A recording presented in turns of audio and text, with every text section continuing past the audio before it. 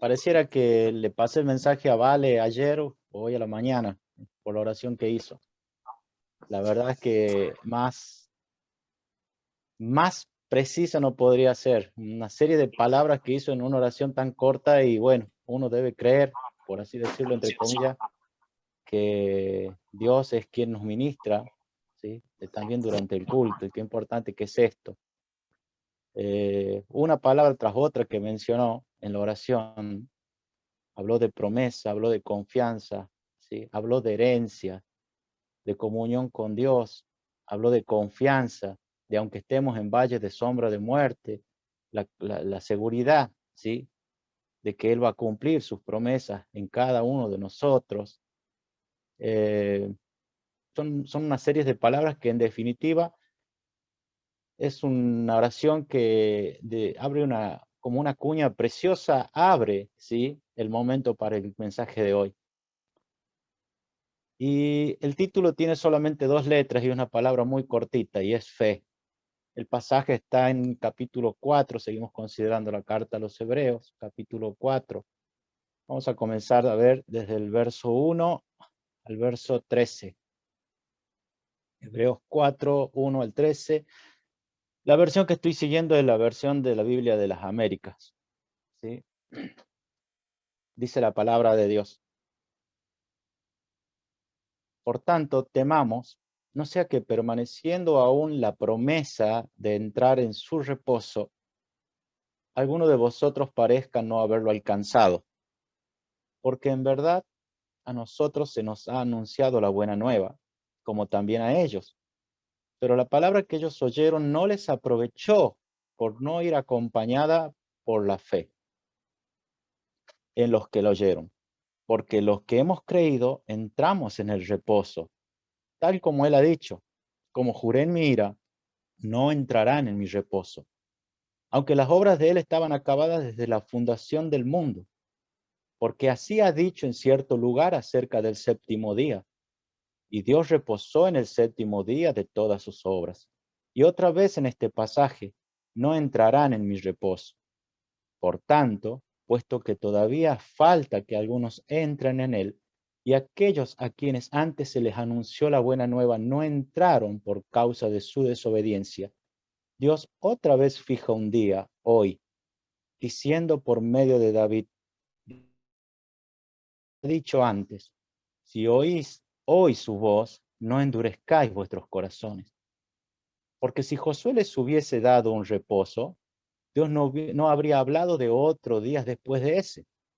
Queda, por tanto, un reposo sagrado para el pueblo de Dios, pues el que ha entrado a su reposo, él mismo ha reposado de sus obras, como Dios reposó de las suyas. Por tanto, esforcémonos por entrar en ese reposo.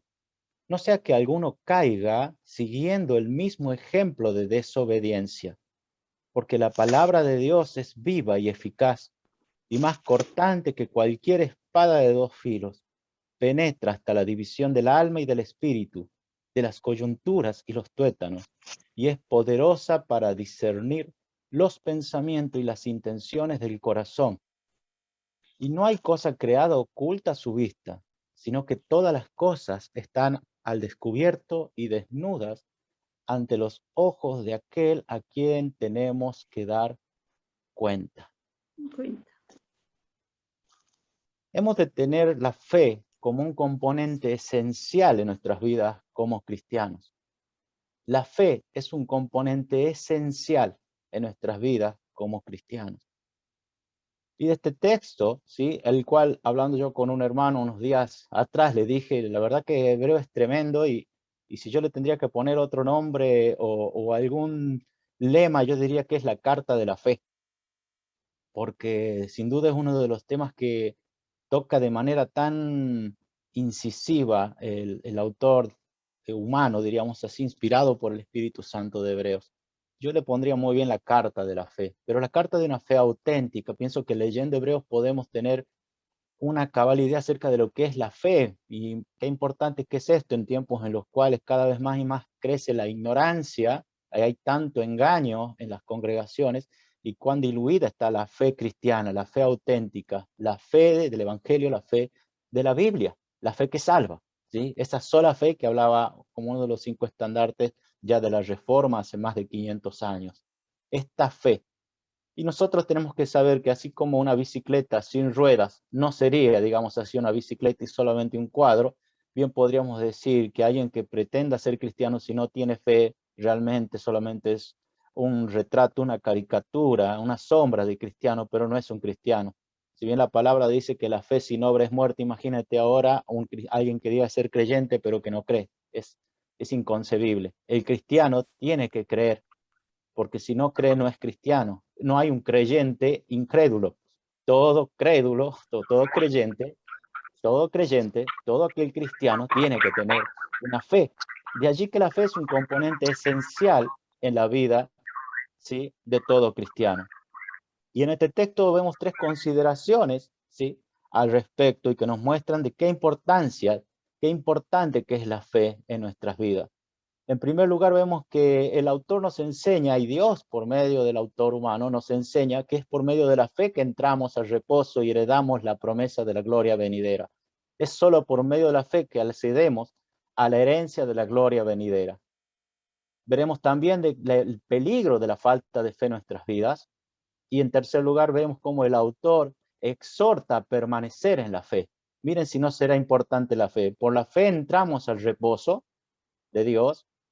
Por la falta de fe, corremos grave peligro, ¿sí?, de ser excluidos de este reposo.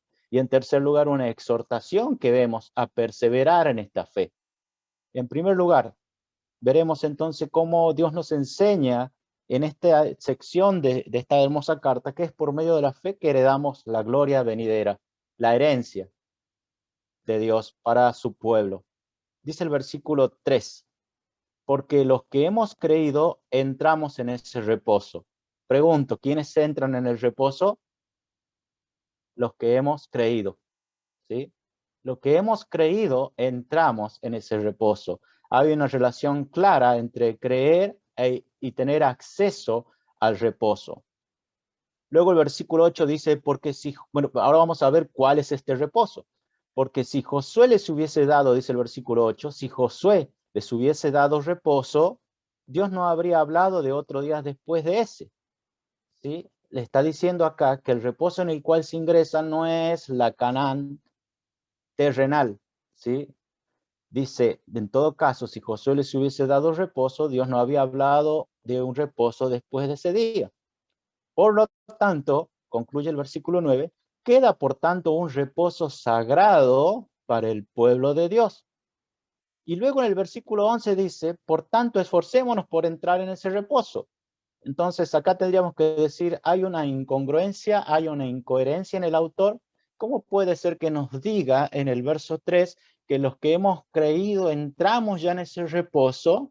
Y luego nos dice en el versículo 11, solamente unos renglones más abajo, por tanto esforcémonos por entrar en ese reposo. Al final, está claro que se ingresa a este reposo por medio de la fe, porque dice los que hemos creído, ¿sí? La pregunta está la cuestión es siguiente: si ya hemos entrado en el reposo, ¿por qué el autor nos dice que nos esforcemos por entrar en ese reposo?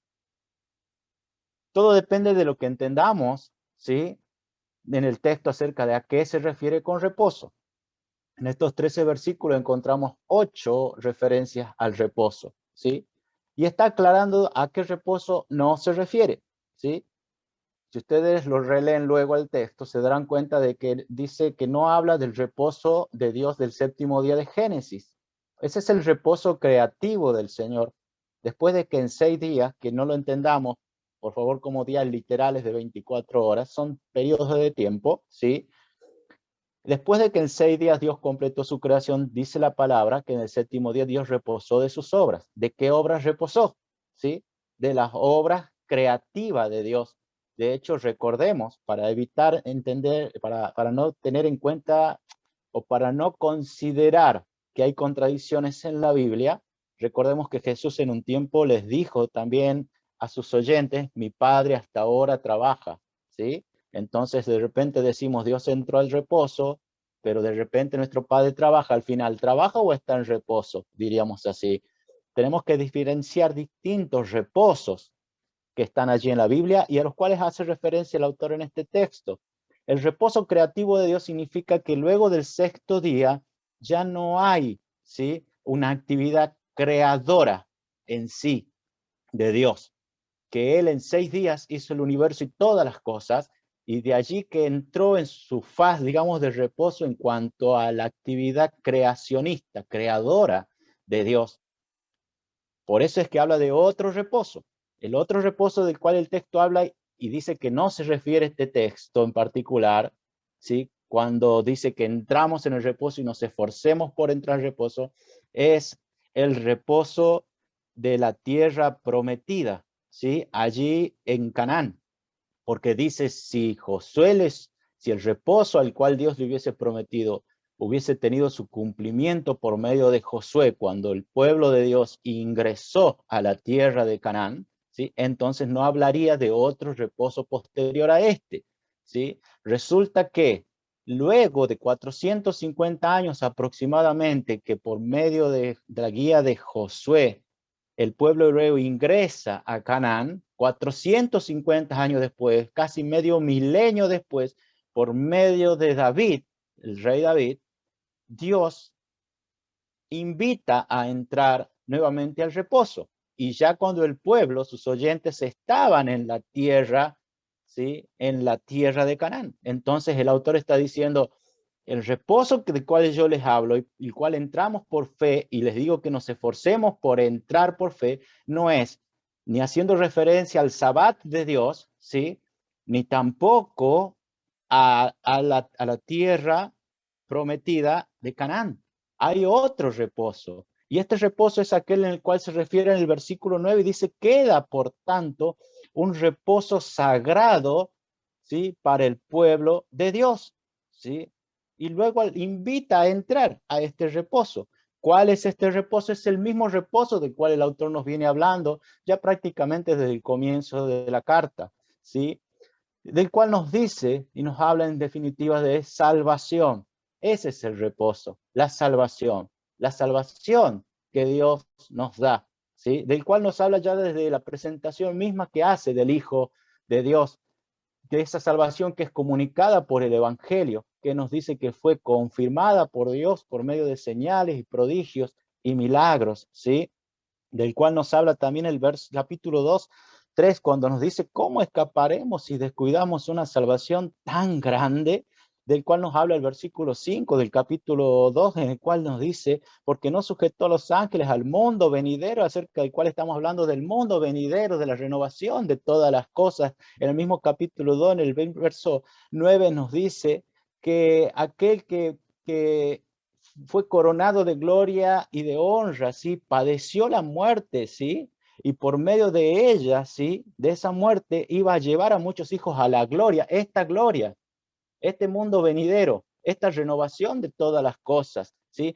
esta gloria que incluye la resurrección, de la cual hablamos mensajes anteriores, en el cual Cristo destruyó el poder de aquel que tenía el poder de la muerte, ¿sí?, esa salvación que incluye la resurrección en una herencia, en incorruptible, inmarcesible, incontaminada para los hijos y las hijas de Dios. Este es el reposo sagrado del pueblo de Dios, ¿sí? Es esta completa salvación, y esto explica por qué el autor por una parte dice que los que hemos creído entramos, y a la vez nos dice esforcémonos por entrar. O estamos adentro o no estamos adentro. Estamos adentro y no estamos adentro. Las dos cosas son verdades.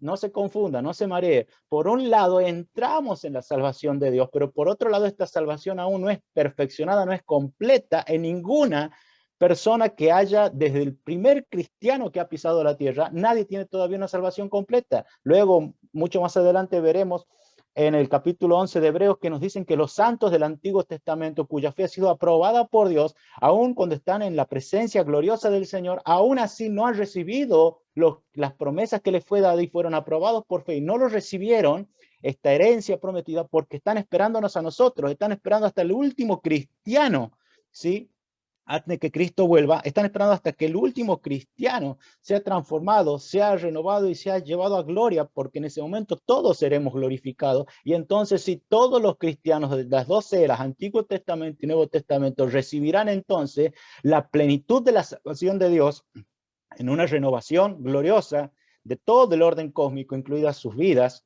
¿sí? Sus cuerpos, nuestros cuerpos, cuando ya nuestra relación con Cristo sea perfeccionada en tierra nueva y en cielo nueva y en una sociedad totalmente renovada. Este es el mundo venidero del cual el autor está hablando con la salvación. Por eso es que dice, por una parte entramos porque ya somos salvos, ya hay una semilla de la nueva realidad de nuestro ser interior por medio del Espíritu Santo de Dios. Ya tenemos algunos dones de esta gloria venidera, accedemos ya a la justificación, al perdón, a la paz con Dios, a la comunión, a la participación espiritual, la participación y comunión con Dios por medio del Espíritu Santo. Tenemos ya muchas de estas bendiciones escatológicas que se adelantaron en este tiempo, pero a la vez sabemos y somos plenamente conscientes que nuestra salvación aún no es completa, ¿sí? Esta salvación completa, cuando tenga lugar, será entonces la perfección del reposo de Dios, tomando paráfrasis acerca de lo que ocurre acá con Jesús como un paralelo, cuando la palabra de Dios dice en el capítulo 2 que Cristo fue perfeccionado como autor de nuestra salvación por medio del padecimiento, nosotros también seremos perfeccionados en nuestra salvación cuando Cristo venga y con él la renovación de todas las cosas, inclusive nosotros mismos. Este es el reposo de Dios pleno, la completa redención de todas las cosas, del orden cósmico, incluyendo nuestro ser en su totalidad. Por eso, por un lado, dice el autor, por fe, porque hemos creído, entramos ya al reposo en esta era, pero aún debemos esforzarnos por entrar. Y con esto está diciendo, deberíamos apuntar a ese glorioso día en el cual, cuando Cristo venga, venga nuestro galardón de nuestra completa redención con Él. Lo que es, en definitiva, es la adopción. La adopción de los hijos e hijas de Dios no es algo que ocurre cuando somos regenerados, cuando ingresamos a la familia de Dios por medio de la fe, por la gracia de Dios, sino que la audoxia, la salvación, la adopción es la plenitud de la herencia, ¿sí? De la renovación de todo nuestro ser, ¿sí? Incluyendo nuestros cuerpos nuevos, ¿sí? Cuando Cristo vuelva. Esa adopción tendrá lugar, ¿sí? Cuando, como dije recién, cuando Cristo vuelva, y eso nos llevará así a experimentar la plenitud del reposo, del cual también nuestra hermana Valeria nos habló en la oración. Dios dijo que en Cristo Jesús que fue a preparar morada para nosotros. Amén. Bueno, esas moradas que está preparando no están allá en otro planeta, ¿sí? Es la renovación de este planeta cuando Cristo vuelva y estaremos con Él por siempre. Este es el reposo del cual nos habla toda la carta de Hebreos y también en el cual nos anima, ¿sí? En este capítulo 4 de Hebreos, ¿sí? Esta fe en este galardón y en este reposo, ¿sí? Es lo que moldea nuestra existencia aún presente, porque aunque en este mundo vivimos, ¿sí? Nosotros deberíamos tener la mirada puesta más allá de nuestra resurrección, como Cristo tenía la mirada suya más allá de incluso su resurrección, ¿sí? No antes de la cruz.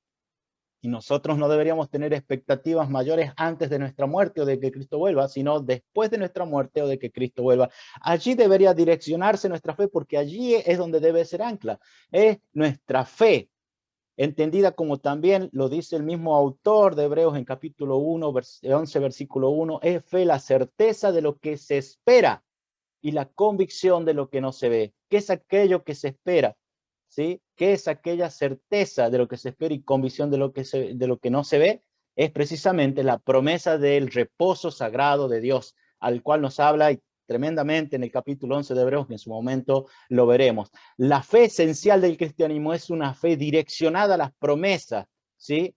De la gloria venidera en la vida de cada cristiana, de la cual nos habla en el capítulo 8, versículo 17, si no me equivoco, el apóstol Pablo, cuando también él dice que para él, comparado con la gloria venidera que nosotros ha de manifestarse, cualquier sufrimiento de este mundo es la nada misma. Esa es la fe de todo cristiano, una fe auténtica. ¿Qué lejos está todo esto del concepto mundano de pensar de que si soy cristiano porque tengo fe como una especie de ley de atracción, de que me va a mejorar el trabajo, que Dios me va a dar más dinero, que me va a dar salud? En realidad, ese concepto de pensar de que porque me vaya bien tengo más fe y porque me va mal no soy incrédulo o tengo pecado o no le sirvo tanto a Dios, demuestra una ignorancia supina y es tan antibíblico que es necesario remarcar y una otra vez que lejos de responder ese concepto a una fe cristiana auténtica, bíblica y salvadora, simplemente es un mamarracho, ¿sí? Una caricatura de la fe cristiana. La fe cristiana apunta más allá de la vida presente y no acá, ¿sí? Pensar o presumir de que porque en alguna área de esta vida temporal me vaya bien, que por eso soy un cristiano auténtico, sería un gran insulto a grandes hombres de Dios, como por ejemplo Esteban, que fue apedreado, ¿sí? Y diríamos así, bueno, al fin y al cabo no le fue tan bien. Sin embargo, recordemos cómo Dios aprobó la fe de Esteban.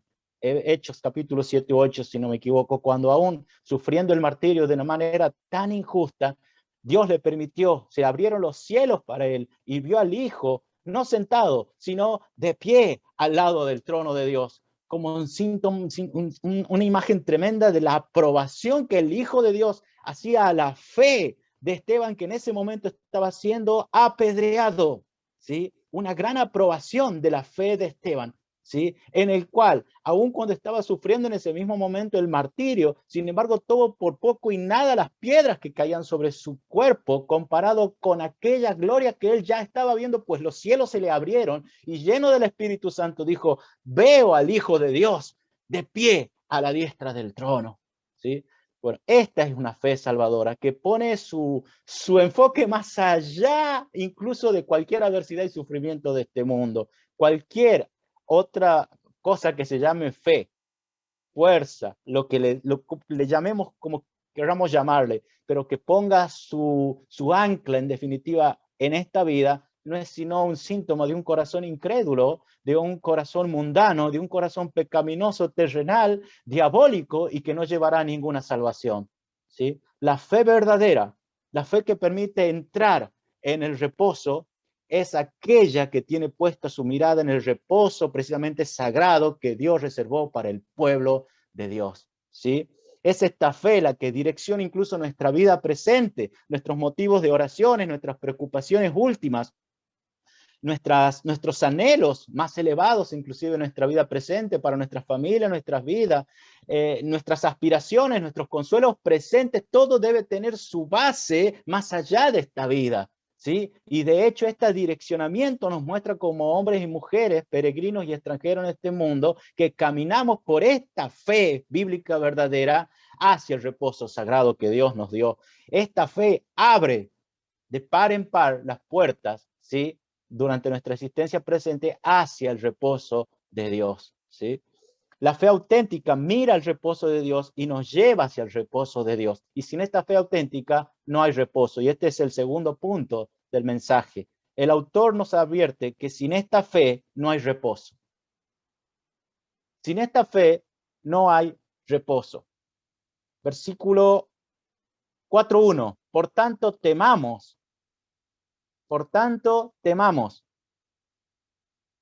No sea que permaneciendo aún la promesa de entrar en su reposo, alguno de vosotros parezca no haberlo alcanzado. Porque en verdad a nosotros se nos ha anunciado la buena nueva, como también a ellos, hablando de la nación hebrea. Pero la palabra que ellos oyeron no les aprovechó por no ir acompañada por la fe en los que lo oyeron. Luego el versículo 5 dice, y otra vez en este pasaje, tomando palabras de Dios, dice, no entrarán en mi reposo. El verso 6 dice, aquellos a quienes antes se les anunció la buena nueva no entraron por causa de su desobediencia. Y acá entramos en un interesante tema, ¿sí? Así como la fe es la que me lleva al reposo, ¿sí? Es instrumental, ¿sí? Y me lleva al reposo. Notamos que el autor divino, Dios mismo, por medio del autor humano, nos advierte y nos dice, temamos, ¿sí? Temamos, ¿sí? Porque hay una promesa y hay un reposo, el reposo sagrado, ¿sí? Y recuerden aquellos que antes también recibieron buenas nuevas, pero los cuales no les aprovechó por no ir acompañada de fe en los que lo oyeron, ¿sí? La falta de fe, ¿sí? De esta certeza en las promesas de Dios y confianza en Dios, ¿sí? ¿Sí? Puede llevarnos a no entrar en el reposo. No lo digo yo, está en el texto, está en su propia Biblia. Léalo, ¿sí? Temamos. ¿A quién le dice temámonos? A los que antes dijo lo que hemos creído y entramos al reposo. Temamos, ¿sí? Porque hay una promesa y alguno no la alcanzará, alguno al parecer no la alcanzará, dice. No les aprovechó, toma el ejemplo del Antiguo Testamento. Aquellos que recibieron buenas nuevas cuando salieron de Egipto, no les aprovechó, ¿sí? ¿Por qué? Porque no iba acompañada por fe. La fe me lleva al reposo, la falta de fe me deja fuera del reposo, está claro, y el ejemplo que toma es por demás claro. El texto habla claramente de un reposo eterno, sagrado del Dios, reservado para el pueblo de Dios, pero también habla de la posibilidad de no alcanzarlo. Vuelvo a decir, el texto habla acerca de que hay un reposo sagrado y eterno para el pueblo de Dios y también habla de que hay posibilidad de no alcanzarlo. Puedo haber entrado en el reposo y sin embargo no alcanzar la plenitud de este reposo. Y el ejemplo que toma es muy claro porque en este aspecto y es el ejemplo de la historia de Israel desde que salió de Egipto. ¿Sí? El pueblo de Dios fue libre de esclavitud. ¿Sí? Fue libre de esclavitud. ¿Sí? Cuando Dios los rescató bajo el yugo de Faraón, que en definitiva Egipto representa el mundo. ¿Sí? El pueblo de Dios tenía buenas nuevas de promesas, sí. Estas promesas eran por gracia o por obras, eran por gracia. Eran por gracia. Dios le dio la ley por gracia, ¿sí? Y ellos tendrían que haber vivido en ella por la fe y por gracia, ¿sí? La pregunta es, ¿el pueblo de Dios que salió de Egipto llegó el mismo en la identidad de las personas, ¿sí? ¿Llegó a la tierra prometida? No. Salieron de Egipto, pero perecieron en el desierto, ¿sí? Solamente Caleb y Josué con la generación siguiente entró en el reposo. Entonces, acá de repente viene alguno y cuestiona y dice, bueno, pero Dios nos completó su obra. Yo le diría, Dios completó su obra. Dios siempre va a ser soberano y todos sus consejos siempre permanecerá y todo lo que se propuso hacer siempre lo hace, ¿sí? Hubo un pueblo que salió de Egipto y Dios se propuso llevar un pueblo a la tierra prometida, ¿sí? A la Canaán, y Dios lo hizo, aunque no fue el mismo pueblo que salió de Egipto el que ingresó en Canaán. Sin embargo, aunque el pueblo pereció, el pueblo llegó a la tierra prometida. No en la identidad de sus personas, no en la identidad de sus personas, pero lo que Dios se propuso, lo hizo. Vuelvo a decir, el reposo eterno es una hermosa promesa para todo cristiano y todo cristiano, pero también hay una posibilidad de que no sea alcanzado por todos. Y no lo digo yo, lo dice el texto. Por eso temamos, no sea que alguno parezca no haberlo alcanzado, ¿sí? Por eso es que dice, esforcémonos por entrar en el reposo, ¿sí? Esta completa salvación, ¿sí? Es más que probable que casi todos aquellos que ingresan en el reposo del Señor en esta vida lleguen a esta completa salvación, pero también una posibilidad de que no sea así con todos. Hay una diferencia entre probable y posible, ¿sí? Es probable que durante el día de hoy no llueva y ustedes me dirán, deberías estudiar para climatólogo porque te vas a hacer la guita, digamos, irónicamente, ¿sí? Claro que es probable que hoy no llueva. La humedad es muy baja, el frío que está haciendo está despejado, ¿sí? Sí, es muy probable que hoy no llueva, ¿sí? Pero yo te podría decir, es posible que me caiga una rueda de avión en la cabeza hoy cuando salga. Y tú me vas a mirar y me vas a decir, sos loco, ¿sí? Bueno, pero me podrías decir que hay un 100% de posibilidad de que hoy no me caiga una rueda de avión en la cabeza si estoy afuera. No podrías asegurarme porque lamentablemente los accidentes de cualquier tipo, por más raro que sean, ocurren. Hay una diferencia entre probable y posible. Probable, alta de un alto grado de posibilidad de que algo sucede o de algún grado más o menos considerable de posibilidad que ocurra. Posibilidad es mucho menos, ¿sí? No es posible, ¿sí? O es, digamos así, es posible que si compro un número de la Lotería Nacional, si existiera, gane el premio mayor, pero ustedes me dirán o me mirarán como diciendo, bueno, la verdad que no sé qué grado de posibilidad tienes o de esperanza puedes tener eso, y la verdad que son muy bajas, ¿sí? Y eso es una diferencia entre probable y posible. Ahora, si yo tuviese la plata para comprarme el 80% de los números de esa lotería, te diría, es probable que gane el premio mayor. Hay una diferencia grande entre probable y posible. De la misma manera, es probable que todos los que ingresan en el reposo de Dios en esta vida experimenten la perfección de este reposo, la completa salvación. Y es verdad, y a la vez también yo te puedo decir que la palabra de Dios que dice que es posible que algunos que ingresen en el reposo de Dios en esta vida no logren alcanzarlo en definitiva. Y entonces te tengo que decir que también la Biblia nos dice eso. Una diferencia entre probable y posible. ¿Sí? Y el ejemplo que nos da es el del pueblo hebreo. Salieron de Egipto de la mano de Dios. Transitaron el desierto bajo la guía de Dios. ¿Sí? Pero no obstante no ingresaron en la tierra prometida. ¿Sí?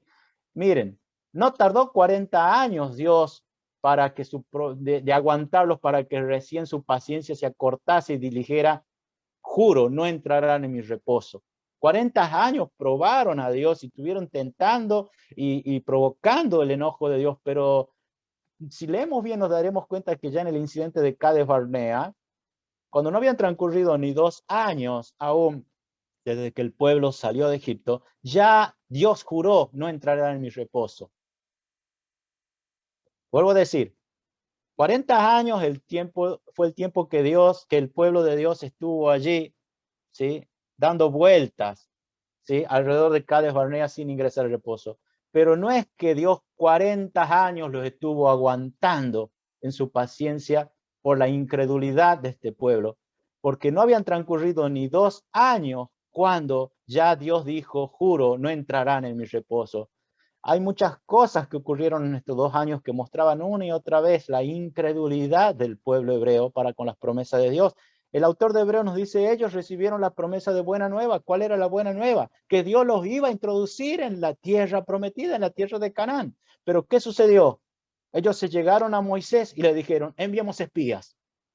Bueno, pregunto, ¿de quién fue la idea de llevar primero espías? No vino de parte de Dios, no vino de parte de Moisés. ¿A quién se le ocurrió? ¿Y cuál fue la motivación?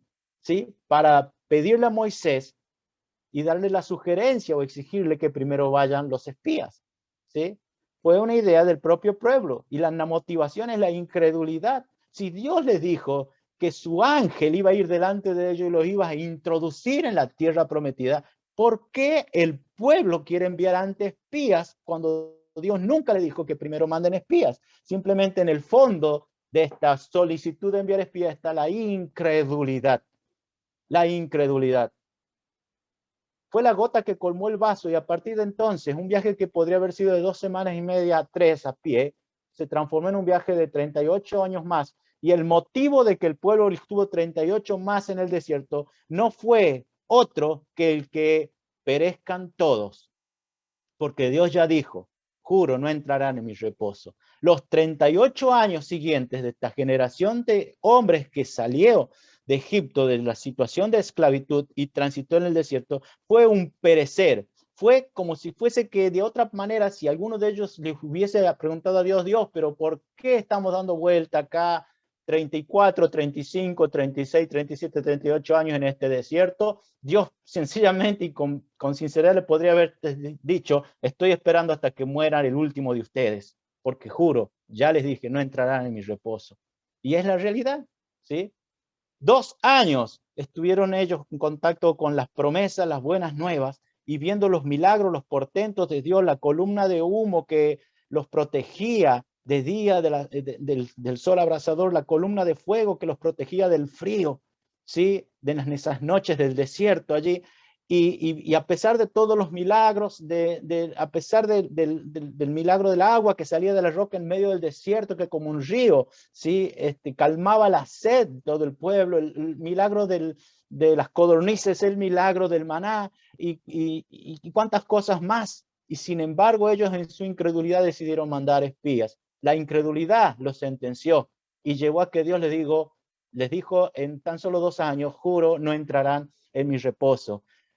Tenemos allí, en este viaje que a pie se podría haber realizado en 2 semanas y media, 3, tenemos 600.000 tumbas. De repente el desierto, que tendría que haber sido un trampolín de la fe en este pueblo, se volvió en un enorme cementerio con más de 600.000 lápidas, ¿sí? Porque todos perecieron en el desierto. Y la palabra de Dios nos dice que perecieron a consecuencia de su incredulidad. Todos los varones mayores de 20 años que salieron de Egipto, 600,000 personas, perecieron por su incredulidad y no entraron en el reposo.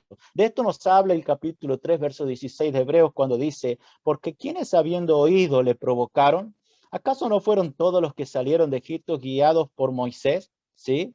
¿Y con quienes se disgustó por 40 años? ¿No fue con aquellos que pecaron, cuyos cuerpos cayeron en el desierto? ¿Y a quienes juró que no entrarían en el reposo, sino a los que fueron desobedientes? Vemos pues que no pudieron entrar a consecuencia de su incredulidad.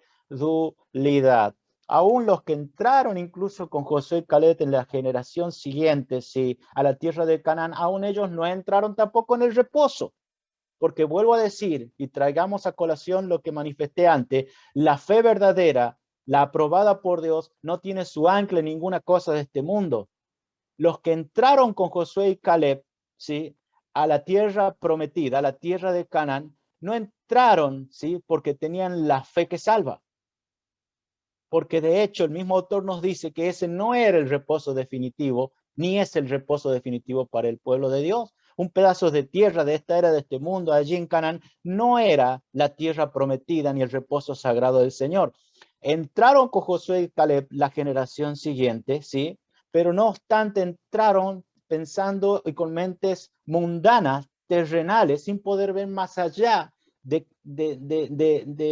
las cuestiones de esta tierra y de este mundo. No podían tener una visión que iba más allá de la tierra de Canaán. No se dieron cuenta de que la tierra de Canaán no era sino un tipo, una sombra de la verdadera tierra prometida, de la patria celestial que Dios tiene para sus hijos y sus hijas. Es tremendo que nos demos cuenta cómo hay un gran sesgo de incredulidad en todo esto.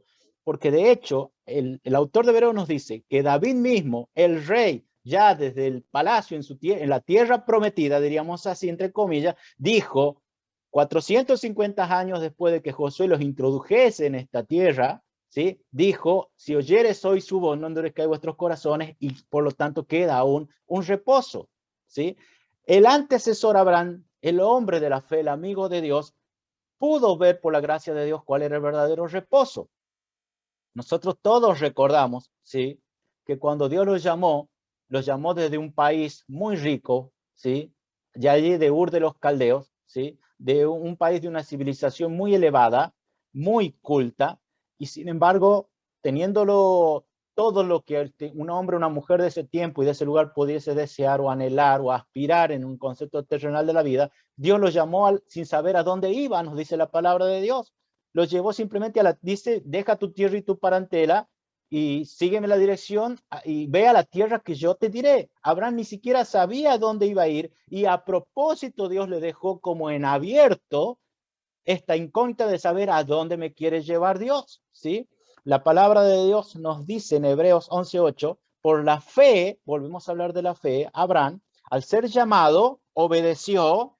Por la fe, Abraham, al ser llamado, obedeció. Nota la relación tan estrecha que establece el autor de Hebreos y Dios por medio del autor de este humano entre lo que es fe y obediencia, incredulidad y desobediencia. Por la fe, Abraham obedeció, saliendo para un lugar que había de recibir como herencia, pero no dice a qué lugar, ¿sí? La herencia, el lugar, no es la Canaán, no es la tierra de Canaán. Saliendo a un lugar que había de recibir, y dice incluso, y salió sin saber a dónde iba, ¿sí? Por la fe habitó como extranjero en la tierra de la promesa, como en tierra extraña. Ahí está clarísimo el pasaje, ¿sí? Habitó en la tierra prometida, pero como extranjero. Pero al fin y al cabo, que no era esa la tierra de la promesa, no es ese el reposo del Señor. Y Dios le permitió ver a Abraham, ¿sí?, que la tierra prometida, el verdadero reposo, no era la tierra de Canaán. Y esto, generaciones siguientes descendientes, lo tendrían que haber tenido muy en claro, aquellos que ingresaron incluso con Josué y no lo tuvieron en claro, porque siempre pensaron en términos temporales, terrenales, ¿sí? Abraham salió de Ur de los Caldeos, de una civilización muy elevada, sin saber a dónde iba, y cuando llegó a la tierra de Canaán, vivió en ella como en tierra extraña, como extranjero, como peregrino. ¿Por qué lo hizo? El versículo 10 nos dice así: porque esperaba la ciudad que tiene cimientos, cuyo arquitecto y constructor es Dios. Esa es la fe verdadera y la fe bíblica. Abraham salió de Ur de los Caldeos, no porque quería ir y tomar posesión de Canaán, la tierra, entre comillas, de la promesa, porque en el transcurso de su caminar con el Señor en fe, fue creciendo a tal punto de discernir que el lugar al cual Dios le quería llevar y que es la herencia del pueblo sagrado de Dios, no está en esta era, en este mundo, sino es la patria celestial, cielos nuevos y tierra nueva, que vienen cuando Cristo vuelve y tenga lugar la renovación de todas las cosas. Abraham caminó de acá para allá junto a sus hijos y sus nietos, ¿sí? En tiendas, y no hizo edificación en ningún lugar, porque vivió en la propia tierra de Canaán, de acá para allá, como un extranjero, como un peregrino, porque su enfoque estaba en los cielos nuevas, tierras nuevas, en el mundo venidero, en el cual allí estaba su corazón, sabiendo de que en este mundo venidero, que viene cuando Cristo vuelva, allí realmente está el verdadero reposo para un cristiano o una cristiana. La progresión en la fe de Abraham lo llevó, ¿sí?, al punto tal de tener una cabal certeza y confianza en Dios y las promesas de una realidad que no pertenece a este orden. Y esta es la fe que vemos en cada uno de los creyentes de Hebreos 11, el cual les animo a que luego lo lean, y sobre todo su conclusión. Entonces vemos acá la importancia de esta fe y el peligro de la falta de fe, porque los que no tuvieron fe, aunque salieron de esclavitud, ¿sí?, no perecieron en el desierto, ¿sí?, en el camino perecieron, y no ingresaron ni siquiera a la tierra, entre comillas, prometida terrenal, mucho menos a la celestial, a la patria que viene con Cristo. Entonces tendríamos que preguntarnos, ¿qué es la fe? La fe. ¿La fe es nuestra o es la fe de Dios? Porque es importante saber qué es la fe. Tu fe, mi fe, ¿es un acto humano o es un acto divino? ¿Sí? Si tendríamos que decir que la fe es un acto divino, entonces tendríamos que reprocharle a Dios la falta de fe en Dios. Como Dios no cree en Dios, ¿por qué me reprocha a mí la falta de fe? Entonces tenemos que es un acto humano, pero a la vez sabemos que nadie puede por sí mismo confiar en Dios a menos que Dios obre en su vida.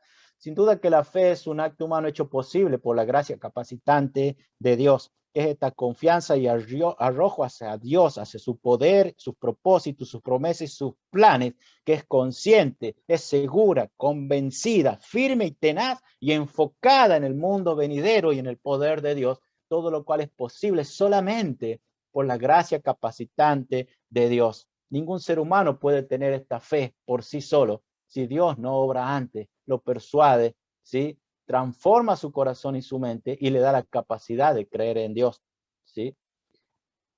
La fe es un acto humano hecho posible por la gracia de Dios, pero a la vez la falta de fe, ¿sí?, así como la fe es la raíz de la obediencia, la falta de fe es el motivo de la desobediencia.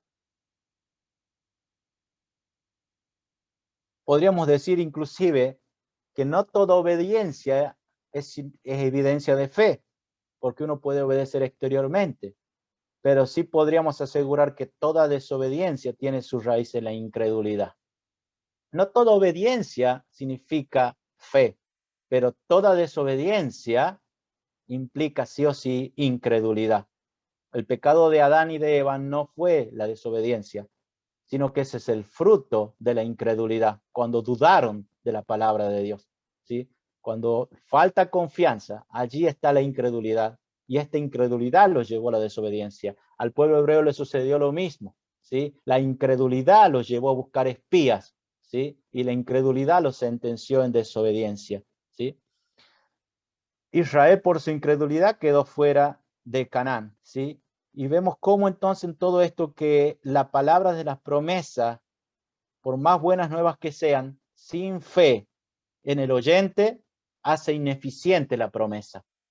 Vuelvo a decir, las promesas de Dios, ¿sí?, cuando no hay fe, hace ineficiente la promesa. Y esto es importante a tener en cuenta. Y esto lo dice allí el texto. El texto nos dice que el pueblo hebreo no sacó provecho de las promesas de las buenas nuevas, ¿sí? Y no dice que fue por falta del poder de Dios, sino que dice claramente que fue a consecuencia de que no acompañaron la promesa con la fe. Si no hay fe, por más promesa bíblica que tenga encima y me sepa de memoria la recite, no voy a sacar ningún provecho, ¿sí? El provecho lo tienen quienes tienen fe. Y sin fe no hay promesa. No hay promesa bíblica, por más linda que sea, ¿sí? Que alguien pueda alcanzar. No lo digo yo, está en el texto, ¿sí? La palabra de la promesa de Dios tiene un poder tal de que se va a hacer realidad aquello prometido en todos aquellos que reciban con fe esta promesa, ¿sí? Siempre la palabra de Dios va a ser eficaz, pero no siempre eficiente. Hay otra diferencia, ¿sí? Siempre la palabra de Dios va a ser eficaz, pero no todos los que reciben la palabra de Dios van a experimentar el cumplimiento de las promesas de Dios, sino solamente los creyentes. Siempre va a ser eficaz porque el más desobediente de los desobedientes va a acabar haciendo la voluntad de Dios, pues Dios se ve glorificado tanto con el creyente como con el incrédulo. A uno y a otro los hizo Dios. Dice la palabra de Dios que Dios incluso hizo al pecador para el día de su ira. Todos van a acabar glorificando a Dios. Dios va a ser glorificado por su gracia, por su gran bondad y su misericordia, por este amor salvador en aquellos que experimenten luego la completa redención, ¿sí? Y también va a ser glorificado por su justicia, su poder y su santidad en aquellos que experimenten el castigo eterno. De una u otra manera, la obediencia o la desobediencia va a pagar bien la gloria de Dios.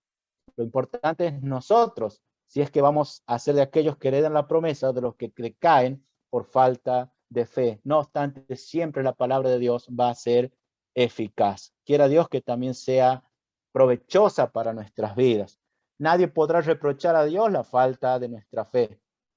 Pues como dije, si la fe fuese un acto divino, uno podría decir, bueno, pero Efesios 2:8 no dice que por gracia somos salvos por medio de la fe y esto es un don de Dios.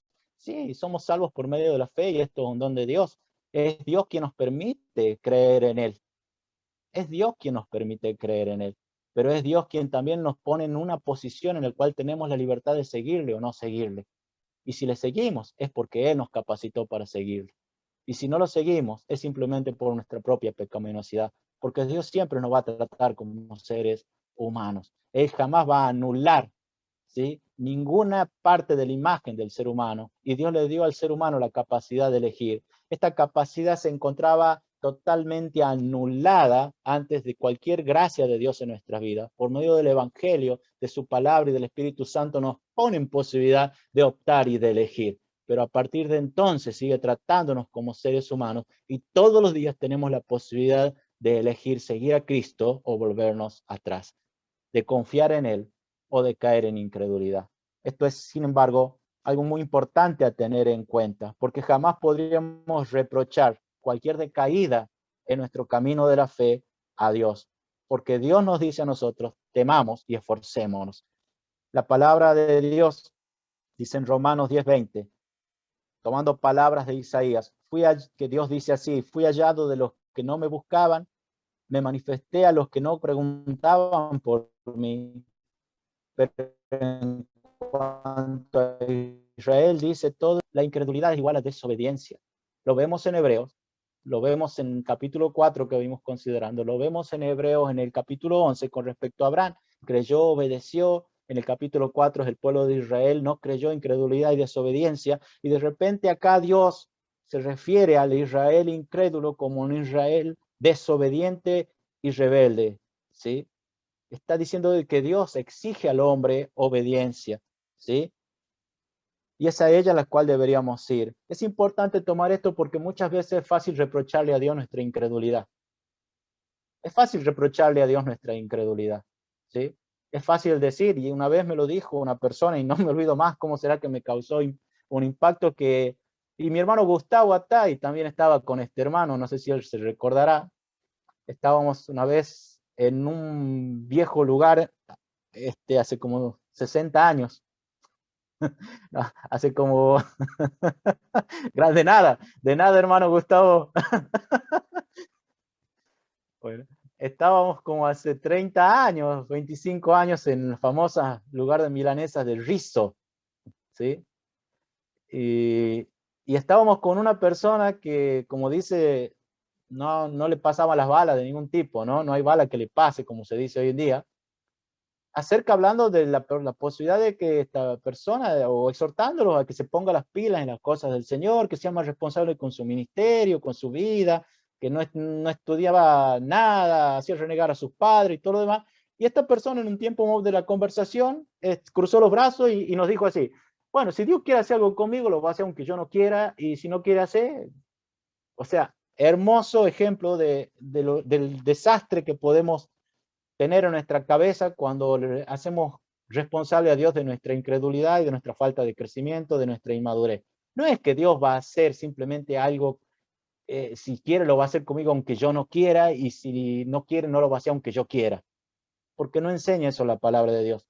Yo no le puedo reprochar a Dios mi incredulidad. Yo no le puedo reprochar a Dios mi inmadurez. Él reprocha a su iglesia muchas veces, y lea la palabra de Dios, nuestra inmadurez, nuestra carnalidad y nuestra incredulidad, y nos advierta, nos amonesta, nos exhorta. Y si lo hace con plena conciencia, pues es Dios y nos creó, de saber de que nosotros también hay una responsabilidad, porque Él puso en nosotros una posibilidad de optar, de crecer o incluso elegir apartarnos de Él, ¿sí? Entonces es muy importante tomar en cuenta esto. Lo digo esto porque si decimos que simplemente la fe depende todo de Dios y nada de nosotros, podríamos caer en este tipo de errores, ¿sí? De autoengaños, de decir Dios lo va a hacer conmigo lo que quiera, y si no veo en mí madurez ni crecimiento, es culpa de Dios, ¿sí? No es así. Sugel Michelin, es un predicador reconocido que dijo esto, por ejemplo: si Dios te hubiese pedido permiso para obrar en tu corazón, terminarías en el infierno porque no le hubieses dado el permiso. Pero gracias a Dios que Él no tiene que pedirle permiso a nadie, porque Él es el Rey soberano del universo, que hace lo que quiere, cuando quiere y con quien quiere. ¿Qué opinan de esto? ¿Sí? Más allá de que dice muchas cosas buenas, el autor, aunque por sí el predicador, ¿sí? Hay muchas cosas que se puede coincidir, pero hay otras cosas que son riesgosas si no entendemos bien lo que es la soberanía de Dios.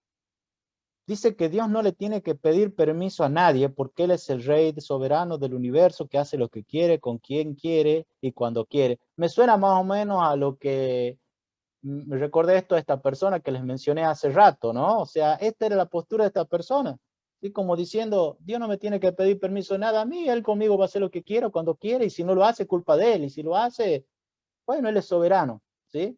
¿Es así que Dios no le pide permiso a nadie? Yo sé que Dios no tiene la obligación de pedirle permiso a nadie, porque Él es Dios, ¿sí? Es una realidad. Pero Dios no llama, no invita, no dice la palabra, no lo acabé de leer, todo el día he extendido mis manos. ¿Por qué Dios extiende las manos? Todo el día he extendido mis manos a un pueblo desobediente y rebelde. ¿No es el Dios de Osea que dice: desde Egipto traje a mi hijo? ¿Y cuánto me hizo renegar? Ay, pero cómo se inflama mi corazón por ti. ¿No es el Dios que nos habla en el capítulo 3 cuando se refiere en la carta a la iglesia de la Odisea, si no me equivoco, y le dice: aquí yo estoy a la puerta y llamo? No dice: háganse a un lado, iglesia de la puerta, que estoy por derribarla y los voy a atar a todos y los llevo coactivamente porque yo soy Dios.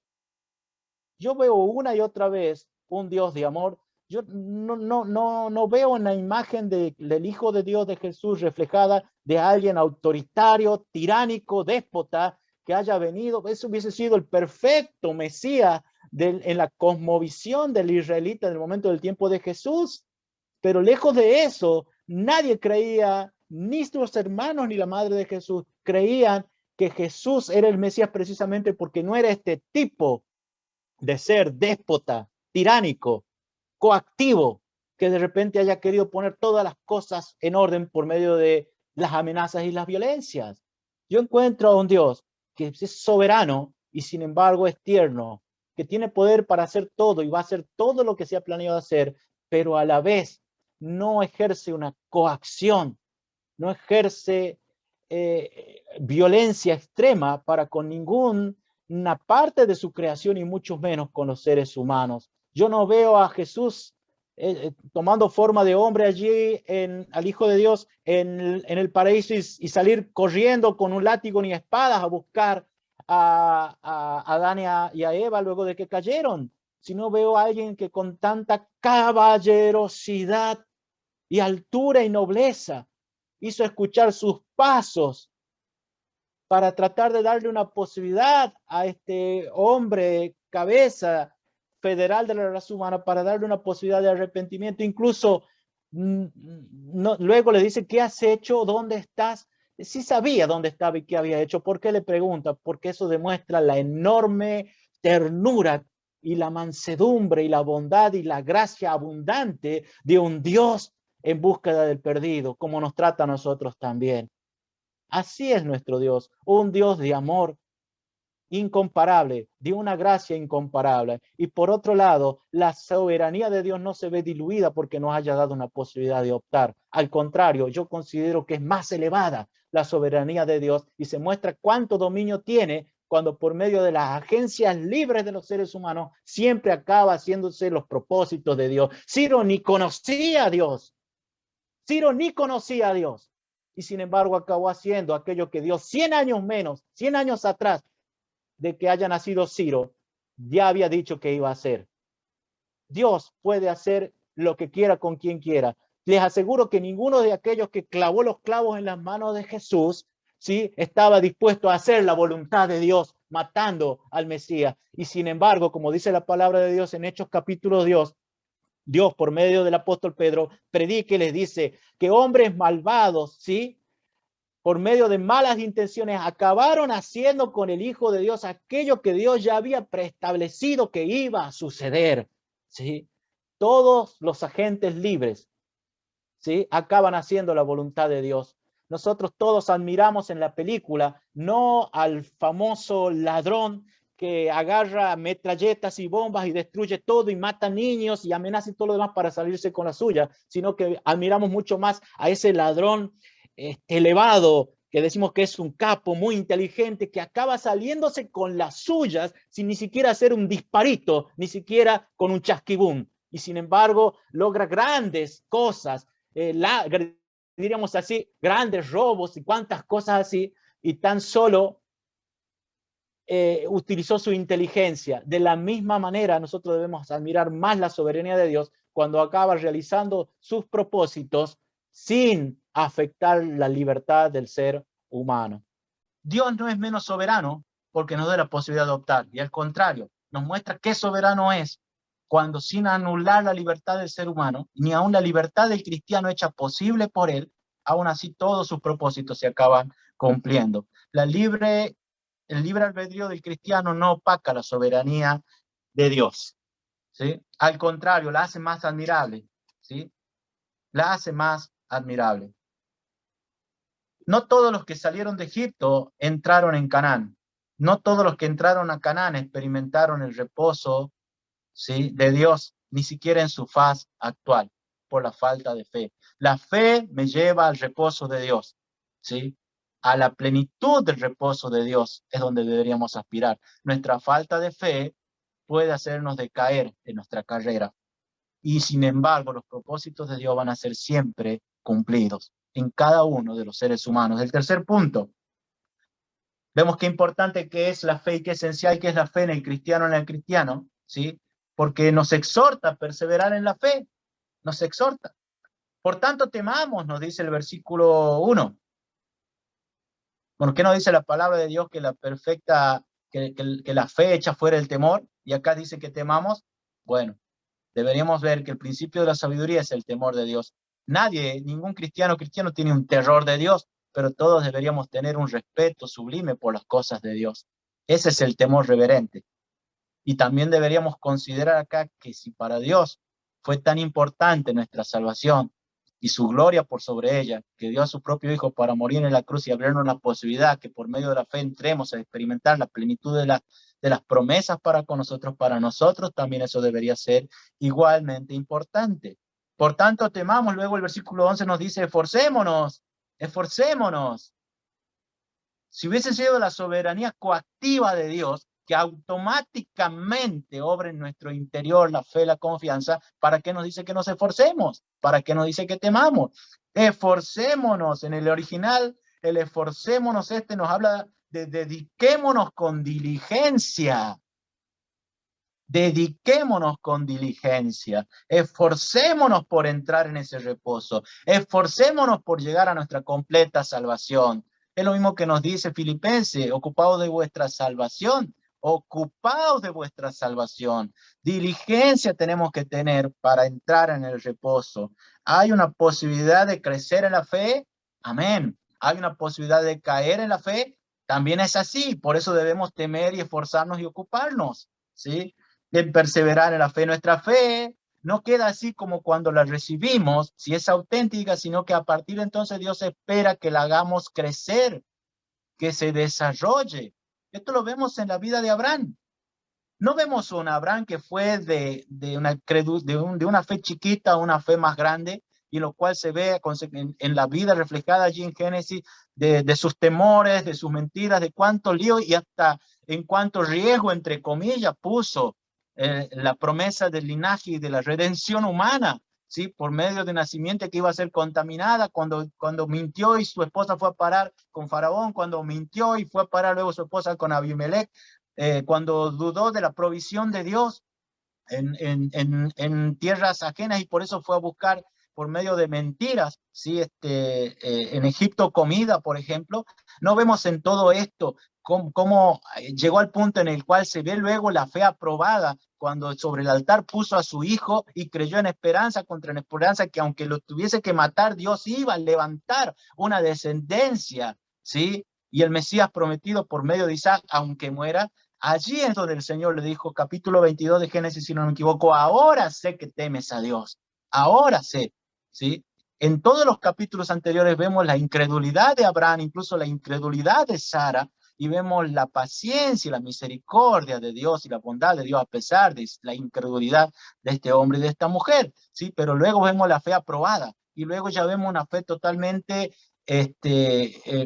abundante, consolidada en Abraham, en el cual ya miraba las promesas, incluso la palabra de Dios. Luego ven sus Biblias, si no me equivoco, en Juan capítulo 8, nos dice que no solamente vio la tierra prometida, la patria celestial Abraham, sino que vio al Mesías mismo, porque les dijo Jesús a sus oyentes en Juan capítulo 8, vuestro padre Abraham se gozó de que iba a ver mi día, y lo vio y se gozó. Abraham, Dios le permitió en este camino de esta fe creciente llegar a vislumbrar cuestiones espirituales tan elevadas para casi todos los mortales contemporáneos de su tiempo. Esto deberíamos aspirar nosotros, a tener esta fe que crezca, no solamente una fe auténtica que me haya permitido entrar en el reposo. Hermano, hermana querida, si en tu corazón no hay reposo ahora, pídele a Dios perdón por tus pecados, sobre todo la incredulidad, porque todos los demás pecados tienen sus raíces en la incredulidad. Si tu corazón está lleno de celos, de raíces de amargura, de contienda, de envidias, de quejumbroso, o mundanal, lujurioso, lo que fuese que sea, todo pecado y toda desobediencia tiene su raíz en la incredulidad, ¿sí? Por eso es que debemos temer y dedicarnos, es decir, dedicarnos diligentemente, esforzarnos a que si esta fe que tengo es auténtica, crezca, sea cultivada. ¿Y cómo crece la fe? Por medio de lo que estamos haciendo ahora, congregándonos, viéndonos a la cara, aunque sea de manera virtual, involucrándome en los ministerios de la iglesia y haciéndolo con dedicación y compasión, por medio de hacer de cada uno de nuestros hogares iglesias como eran antes, iglesias de las casas, ¿sí? Las casas, cada casa era una iglesia. No importa que nuestros hijos tengan 2 o 3 años, tomar todos los días el hábito de que haya un culto en nuestras casas, en nuestras familias. Allí un culto familiar, aunque sea cortito, oración, lectura, bajada de los pasajes de la Biblia. En la familia, en los hijos, tratar de que todos participen, hablar desde el punto de vista siempre de la palabra de Dios en nuestros hogares, en nuestros hijos, que nunca dejemos de mencionar a Dios en nuestros hogares, tratando de, con la ayuda de Dios, de bajar las enseñanzas y los principios bíblicos a nuestra vida y sobre todo de enseñarle a nuestros hijos que la felicidad, el éxito y la plenitud no están en ningún hijo de Dios en este mundo, sino que nuestra plenitud está en Cristo y que el gozo verdadero viene solamente y entramos en el reposo si caminamos en esta vida con Cristo, y que el verdadero mundo que no va a defraudar y la sociedad que jamás va a defraudar viene con Cristo también, y allí deberíamos poner nuestra esperanza. Le enseñemos a nuestros hijos, aún de chicos y aún de niños, que no hagan de nada de este mundo el fin último de su vida, sino del reposo sagrado de Dios que tiene para su pueblo. Así cultivamos y hacemos crecer la fe. Deberíamos, como ese fueguito chiquito que está prendiendo allí entre carbones y uno lo alienta a que crezca, así nosotros deberíamos hacer crecer la fe en nuestras vidas, en nuestros hijos, porque Dios nos dice que debemos dedicarnos con diligencia a que esta fe crezca. Debe ser una fe cultivada y forjada, no diluida ni descuidada, como ocurrió con el pueblo de Israel, quien, aún habiendo experimentado la liberación del yugo de Egipto en el desierto, donde tenían todas las posibilidades de gozarse en el poder de Dios y en las promesas de Dios, empezaron a quejarse. ¿Por qué? Porque no tenían las cosas de Egipto. Su corazón estaba con Egipto y no con la tierra prometida. Deberíamos nosotros pedirle perdón a Dios de toda mundanalidad en nuestro corazón y empezar a aspirar más y más a esa patria celestial. Entonces, deberíamos esforzarnos, animando mutuamente, ¿sí?, a involucrarnos más y más con la iglesia, con los ministerios de la iglesia, con el compartir la palabra con otros, con vivir sobre todo la palabra, con anhelar, soñar, imaginar lo que es el mundo venidero, anhelar las herencias y las promesas que vienen con el Señor, levantar toda ancla de este mundo y saber que nuestras esperanzas y la herencia prometida es segura en Cristo Jesús, que en este mundo, más o menos para todos, siempre va a acabar siendo un valle de sombra de muerte y un desierto, pero que no aspiremos a levantar manantiales en este desierto, porque los manantiales de este mundo y de esta era todos se secarán, pero el río de agua viva que fluye, y aquella gloriosa imagen de la vitalidad y de la vida que viene y que describe el Apocalipsis es parte del mundo venidero. Deberíamos aspirar todos a decir, como dice el Apocalipsis, dice la palabra de Dios en Apocalipsis, que el Espíritu y la iglesia dicen: ven, Señor Jesús. Eso debería ser nuestro anhelo cada día. Ven, Señor Jesús. Ven, Señor Jesús. Vemos entonces que es fundamental, que es la fe en la vida del cristiano, porque es la fe la que nos lleva hacia la perfección de nuestra salvación. La falta de fe puede hacernos decaer de esta carrera, y a la vez somos llamados a esforzarnos a cultivar esta fe, a transitar por la fe en este mundo, ¿sí?, hacia la acción celestial. Pero de último, y uno dirá, y voy a decir muy cortito en esto, ¿qué tiene que ver en todo esto el versículo 2 y 13? Porque la palabra de Dios es viva y eficaz. ¿Cuántas veces lo escuchamos este pasaje? La palabra de Dios es viva y eficaz y más cortante que toda espada de 2 filos, que lleva a dividir las coyunturas, los tuétanos, y es poderosa para discernir los pensamientos y las intenciones del corazón, y que no hay cosa creada, oculta a la vista de Dios, y todas las cosas están descubiertas y desnudas delante de aquel a quien hemos de dar cuenta. Uno dirá, ¿qué tiene que ver todo esto que hizo el autor? De repente le dio por hacer una oda de la palabra de Dios en medio de un texto que nos habla de la importancia de la fe, del reposo sagrado de Dios, y nos advierte de la incredulidad y nos esfuerza a perseverar y a crecer en la fe. ¿Qué tiene que ver estos 2 versículos? Está hablando acá de algo que, que es muy, por algo está allí, y está allí para mostrarnos, ¿sí?, que es muy difícil aún para los cristianos, ¿sí?, examinarse a sí mismos, ¿sí?, y ver si están en la fe o no.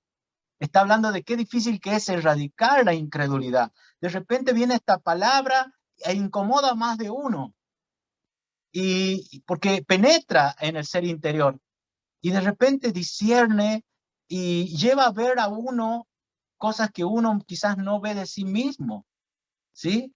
Nuestra manera de vivir puede decirnos si estamos o no en la fe, pero no es certera, pero la palabra es certera.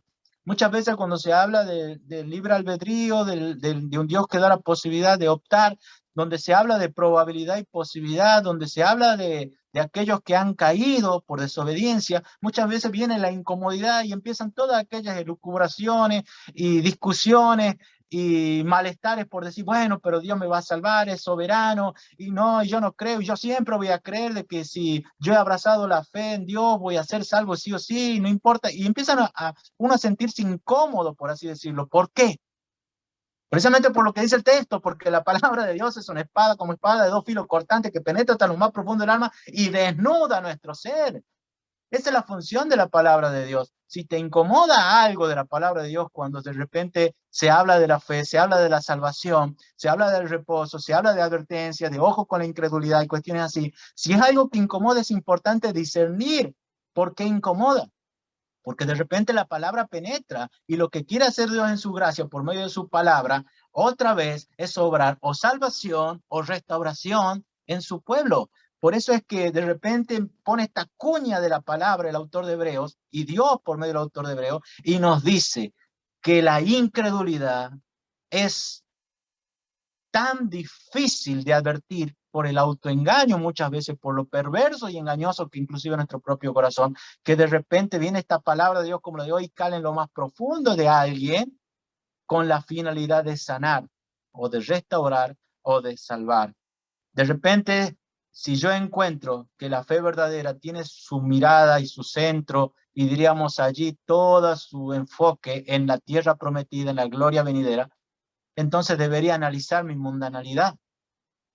De repente participo en la iglesia porque cambié el auto, no participo tanto porque estoy cruzado con un hermano, de repente tengo celos, tengo envidia, me cuesta superarlo, pero no me hago muchos problemas por esto, de repente tengo algún pecado encubierto, de repente aún sigo justificando algo que sé que he estado mal.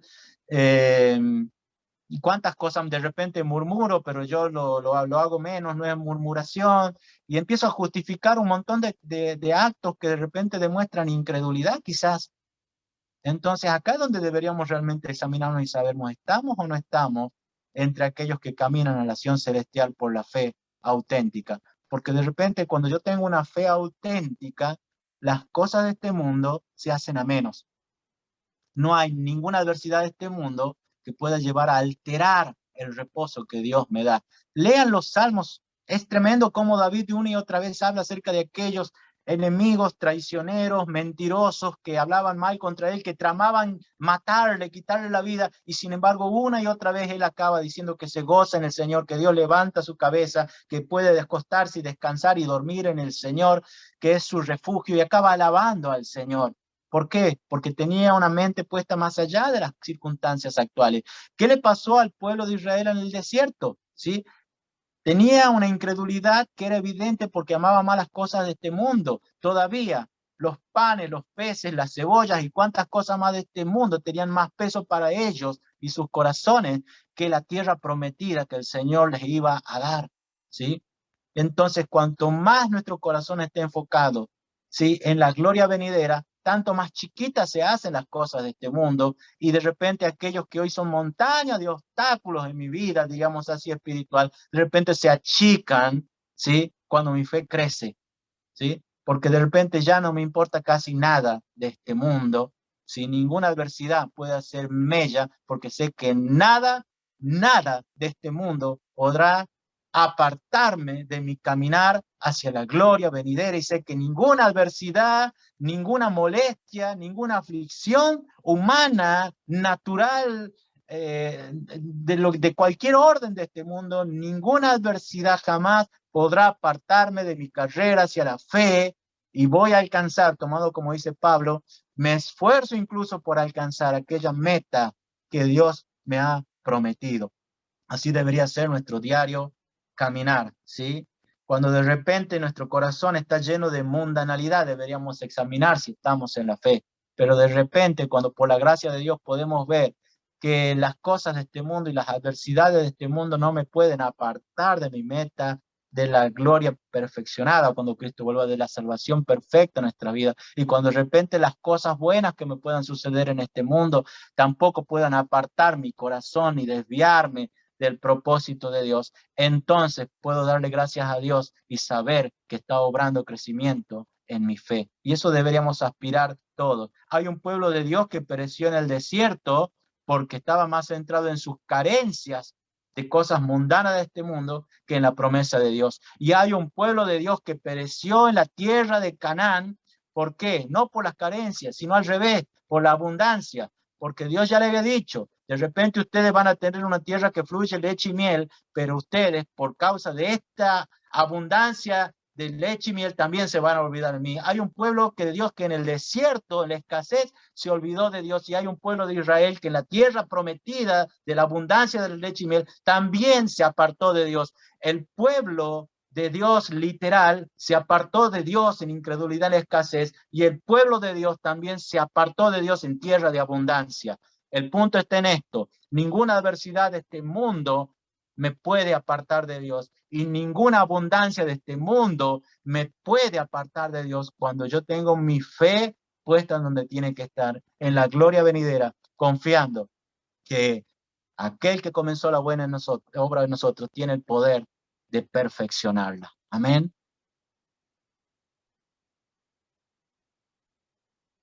No basta con comenzar bien una carrera, sino que debemos perseverar en ellas, ¿sí? Y si tenemos esta fe auténtica, aunque sea como una semillita de mostaza, ¿sí?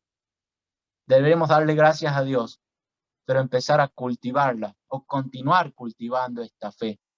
Esto es invertir desde nuestro ser interior cada día más y más en el reino de Dios, con la mirada puesta en la patria celestial.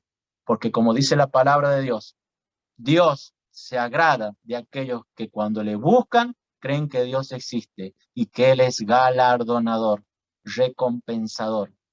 Paga bien y más que bien a aquellos que le buscan.